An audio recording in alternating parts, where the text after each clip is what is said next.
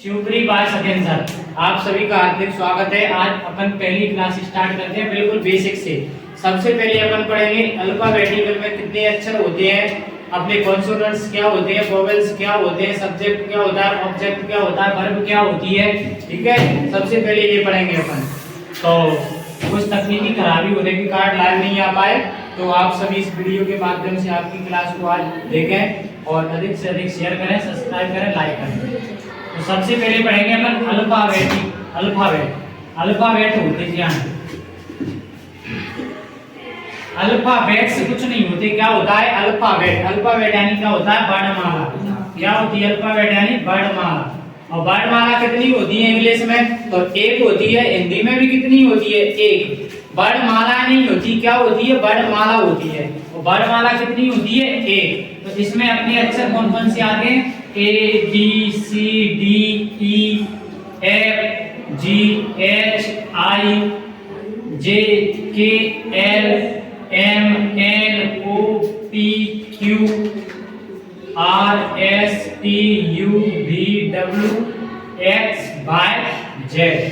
कितने टोटल अपने अल्फाबेट में कितने लेटर्स होते हैं? तो 26। कितने होते हैं? अगर कोई इंग्लिश में लेटर की बात करे तो कितने होते हैं? 26, 26। और अल्फाबेट की बात करें तो अल्फाबेट कितनी होती है? एक। वर्णमाला कितनी होती है? एक। और अक्षर कितने होते हैं? 26। लेटर कितने होते हैं? 26। और अल्फाबेट कितनी होती है? एक। ठीक है, अब इसमें बात करते हैं अपन कॉन्सोनेंट्स क्या होते हैं, वोवेल्स क्या होते हैं। तो सबसे पहले पढ़ेंगे अपन वोवेल्स। क्या पढ़ेंगे? वोवेल्स का हिंदी अर्थ होता है स्वर। क्या होता है वोवेल्स का हिंदी अर्थ? स्वर। अब स्वर कितने होते हैं तो आप सभी को मालूम होगा, जिस किसी को मालूम नहीं है तो वो देखो स्वर कौन से होते हैं। ए, ई, आई, ओ, यू। कितने हो गए? 1 2 3 4 5। तो अंग्रेजी वर्णमाला में स्वर कितने होते हैं? 5। अब कौन कौन से होते हैं? तो ए, ई, आई, ओ, यू। यहाँ तक आप सभी समझे होंगे। दोबारा देखो, अल्फाबेट यानी होता है वर्णमाला। अंग्रेजी में वर्णमाला होती है एक। लेटर यानी होता है शब्द, अक्षर कितने होते हैं? 26। ठीक है जी, आपके सामने लेटर्स लिखे। अब इसमें अपन पढ़ेंगे वोवेल्स। तो वोवेल्स कितने होते हैं? 5। कौन कौन से? ए, ई, आई, ओ, यू। अब ये वोवेल्स याद करने के लिए अपन एक मीनिंग बनाते हैं। वो मीनिंग क्या है? तो वो मीनिंग जी है। इस मीनिंग के माध्यम से अपन क्या करेंगे? वोवेल्स को याद करेंगे। E D U C A T I O N education. Education यानी क्या होता है? शिक्षा। अब इसमें पांचों अपने वोवेल्स कहाँ हैं? तो देखो, सबसे पहले E U A I O हो गए 5। 1 2 3 4 5। तो ये अपने 5 स्वर होते हैं। कौन कौन से? ए, ई, आई, ओ, यू। और इसके बाद अब पढ़ेंगे अपन दूसरे नंबर पे क्या? कॉन्सोनेंट्स। कॉन्सोनेंट्स यानी होता है व्यंजन। क्या होता है? व्यंजन। अब व्यंजन कितने होते हैं अपने? तो इन 5 को छोड़कर शेष जो बचे 21, वो सब अपने क्या होंगे? व्यंजन होंगे, कॉन्सोनेंट्स होंगे। क्या होंगे? कॉन्सोनेंट्स। तो सबसे पहले अपन ने पढ़ा अल्फाबेट यानी होता है वर्णमाला। उसके बाद पढ़े अपन ने लेटर यानी होता है अक्षर होती है 26। अल्फाबेट होती है एक। उसके बाद पढ़ा अपन ने वोवेल्स यानी होता है स्वर होते हैं 5। ए, ई, आई, ओ, यू। इनको याद करने के लिए अपन ने एक मीनिंग बनाई है। वो क्या है? एजुकेशन यानी होता है शिक्षा। उसके बाद अगला क्या होता है अपना? कॉन्सोनेंट्स। अब कॉन्सोनेंट्स कितने होते हैं? तो कॉन्सोनेंट्स होते हैं 5। माइनस कर देंगे 26 में से तो कितना बचेगा? 21। 21 अपने व्यंजन होते हैं। अब चलते हैं अपन आगे, क्या होता है और इसमें। तो अपन अब सबसे पहले क्या होता है? अल्फाबेट यानी वर्णमाला। लेटर यानी होता है अक्षरों से मिलकर क्या बनेगा? वर्ड यानी होता है शब्द से मिलकर क्या बनेगा? लाइन। क्या बनेगा? लाइन से मिलकर क्या बनेगा? सेंटेंस। मतलब अक्षरों को, शब्दों को क्रम से रखने पर एक जो लाइन बनेगी उसको अपन क्या बोलेंगे? सेंटेंस यानी क्या होता है? वाक्य। और वाक्यों से मिलकर क्या बना होता है? पैराग्राफ। क्या बना होता है? पैराग्राफ। ठीक है, पदकांश, पैराग्राफ। तो सबसे पहले अपन देखते हैं वर्ड क्या होती है, लेटर क्या होते हैं।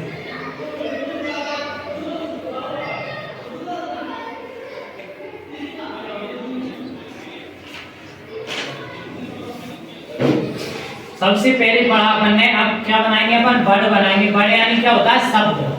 वर्ड यानी क्या होता है, शब्द।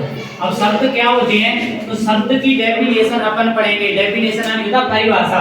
इसकी परिभाषा क्या होगी, तो अक्षरों को क्रम से रखने पर एक अर्थपूर्ण वाक्य बने या एक मीनिंग बने, अर्थपूर्ण एक मीनिंग बने, उसे अपन क्या कहते हैं, शब्द कहते हैं। क्या कहते हैं, शब्द। अक्षरों को मतलब लेटर को क्रम से रखने पर एक मीनिंग बने, उसे अपन क्या कहते हैं, शब्द कहते हैं। अब जैसे मैंने लिख दिया रेड, RED, रेड। रेड में क्या होता है, लाल।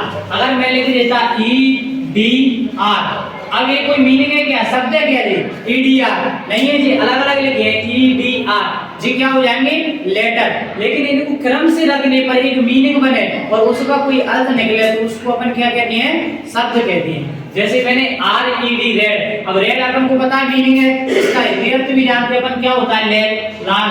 क्या होता है, रेड मस्त लाल, ठीक है।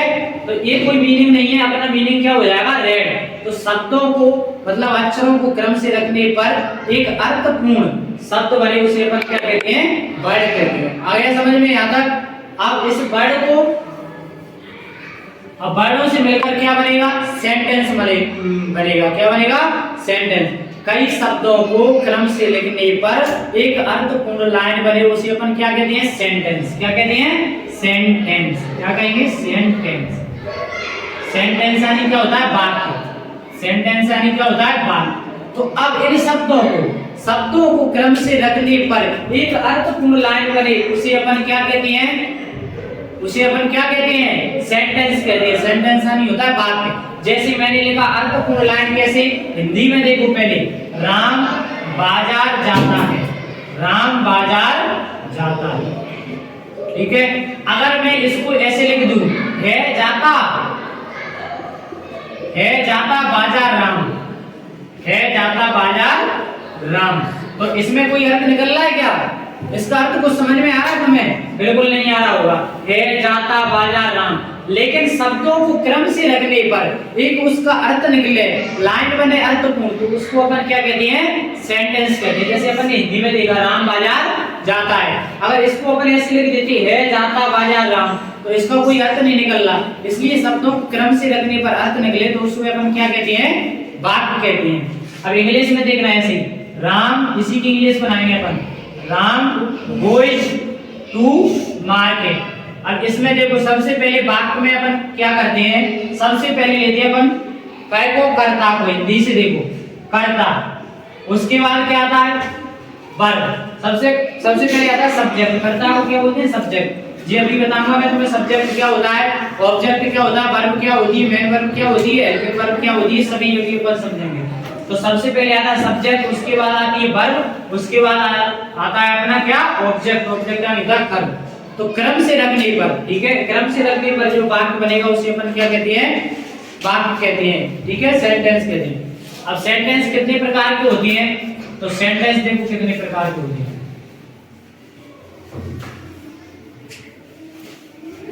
अपने सेंटेंस यानी होता है वाक्य, सेंटेंस यानी क्या होता है, वाक्य। अब वाक्य सबसे पहला होता है अफर्मेटिव। अफर्मेटिव यानी क्या होता है, साधारण। अब साधारण कैसे, जैसे देखो साधारण, गाय घास खाती है। अभी बिल्कुल सादा वाक्य लिखा है, देखो सादा कैसे पहचान अपन ने, गाय घास खाती है। सबसे पहले अपना सब्जेक्ट लिखा है, उसके बाद क्या लिखा है जी, इसमें सबसे पहले ऑब्जेक्ट आता है हिंदी में, उसके बाद वर्ब आती है लास्ट में। अब इंग्लिश में बनाएंगे तो कैसे, काउ ग्रेज यानी होता है घास चरना, GRAZE। तो इसमें अपन गाय एक की बात हो रही तो ग्रेस, तो घास को क्या बोलते हैं, ग्रास।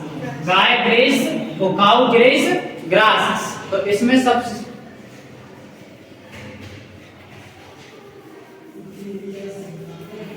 ठीक है, गाय घास खाती है, जी हिंदी में देखो पहले अफर्मेटिव। अब दूसरा देखना नेगेटिव। नेगेटिव यानी क्या होता है, नकारात्मक। नेगेटिव यानी होता है नकारात्मक।